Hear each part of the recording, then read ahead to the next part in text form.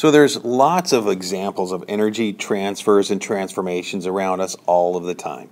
Just looking outside or look around whatever room you're in right now, you can see there's energy transfers and transformations happening. So when it comes to problem solving with energy concepts, it's going to be very important that we be able to visualize the concept of energy transfers and transformations in order to see in our mind where that energy is going and what it's doing. So we need to develop a diagrammatical way of describing energy transfers and transformations. That is, we need to develop a way to draw pictures of energy transfers and transformations so that problem solving will be easier to deal with. So we're going to look at some examples, and I'm going to show you how I diagram changing energy. And in these situations, it's going to be as a precursor to problem solving with conservation of energy and a way to really get our mind around what's happening. It's going to help make problem solving easier. So we're going to start with an example that we ended the last video with. A person pushing a box across a floor. Okay, we'll say it's a concrete floor this time. Okay, to begin, we want to be able to identify what types of energy are in our problem situation or in our system. What we've got in the, we could look at the person and say, well, the person has, chemical energy, okay? And that chemical energy is going to decrease as it gets transferred into the box. And for the box, its kinetic energy is going to increase. And there will also be some energy that's going to go off into the environment as thermal energy, which will increase. Okay, so this here is just showing one way of looking at all the energy transformations that are, and transfers and transformations that are happening in this problem situation.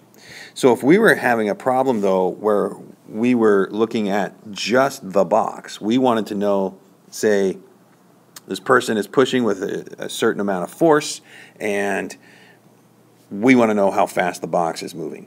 Okay, we want to look then, in that case, at just the box in that situation. Okay. Well, the only energy change that's happening with the box would be just this increased kinetic energy, right? Well, this kinetic energy is increasing from somewhere. So how is it getting there? Well, there's a force being applied at this point right here. So clearly, there's work being done to get in that energy increase. Okay. So what it's going to turn out to be is, and what we'll look at in more detail in the next video, is how this work is equal to the change in the kinetic energy of that box. Okay, so in another situation, say we've got a person riding a bicycle down a hill. Here's our hill. Okay, this person starts at rest, we'll say, and he speeds up as he travels down the hill. Okay.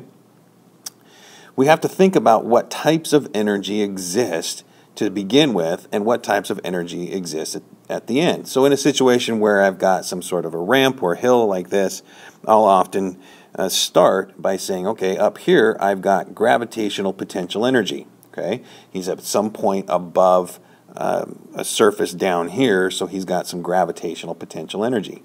And as he moves down that hill, that gravitational potential energy is going to decrease, and as he goes down the hill, so that at the bottom of the hill he has only kinetic energy, that kinetic energy increases. Okay, so when it comes to problem solving, that's all the energy that I'd have to look at. I wouldn't have to look at any of the energy changes that's happening with,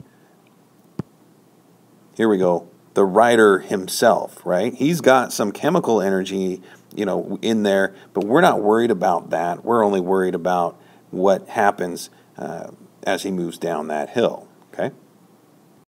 So another situation that we'll see examples of are roller coasters. Those are always really great problem-solving questions. So to begin with, when we start looking at the energy changes that happen, we can look at a roller coaster at various points in its path. We've got a point here at the top of a hill, down at the bottom of the hill, through a loop, another base, and right here. So what we do is we will choose a a level, a point, to be a 0 point, okay, where there's zero gravitational potential energy. So we'd choose that as probably the lowest point in that roller coaster. So we start at the bottom of that hill, and as we go up, we gain gravitational potential energy.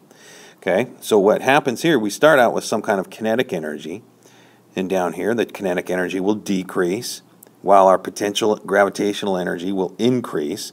And we could say that, commonly in problem situations with roller coasters is once we get to this highest point, we say the roller coaster car would come to a stop, okay, and then come down the hill.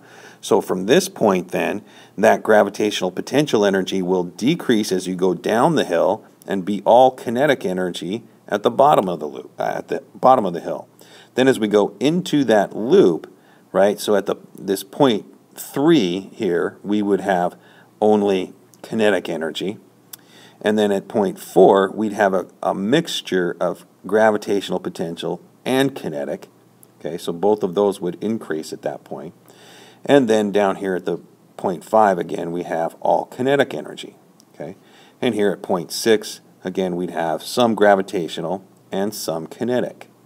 So taking a situation like this and knowing what type of energy to look for at various points and whether they're increasing or decreasing is going to be a really important skill with problem solving, and that's just what we're going through in this short video. Another really great problem solving type situation is one in which several types of energy are being looked at. So for example, say we have a spring. That spring is compressed on a table that turns into a ramp that turns into another table and then down here to the floor. And we put a ball on that table, on that compressed spring. Okay, well that ball is going to be it's going to be released from that spring. It's going to roll down the ramp, off the table, and down to the floor. If we were looking at this problem situation in terms of kinetics, okay, kinetics, this would be a really difficult situation to deal with. Okay, as we're going to find though, if we use energy concepts, it becomes much easier to deal with. So we start by identifying the types of energy in this situation. We start up here, we have what's called spring potential energy. All potential energies are given a designation of a U with some sort of subscript telling us the type of potential energy it is. So we've got spring potential up here plus some gravitational potential.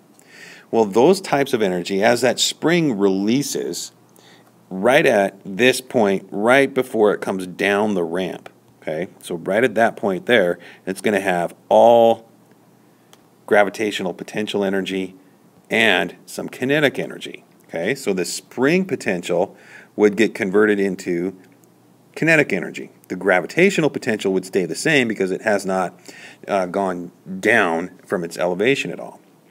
As it goes down the ramp here, that gravitational potential will decrease. It'll still be there because there's still some height above the floor here. Okay, so it's still got some gravitational potential, but that gravitational potential will decrease, and it'll have kinetic energy. That kinetic energy will increase because we're increasing in speed. Okay, then as that ball leaves the table and down to the floor, its gravitational potential will decrease all the way down to the floor to at the point just before it strikes the floor. It has all kinetic energy right there. And from that, what we're going to be able to find in a problem situation is that we can take these types of energy and be able to figure out, say, the speed just before hitting the floor down here, which would be much more complicated and involved using kinematics, but with energy conservation, we'll be able to do it in one step. So we're going to take a look at some of those examples when we get into problem solving, which we'll do in class. I'll see you then.